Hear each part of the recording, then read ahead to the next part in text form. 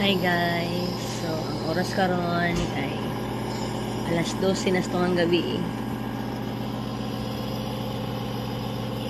Nagpasok ko na ako guys, gipukaw ko sa nurse karon guys. Gipukaw ko sa nurse kay para magpaasok. Para magpa-nebulizer. Laban bago kong mata guys.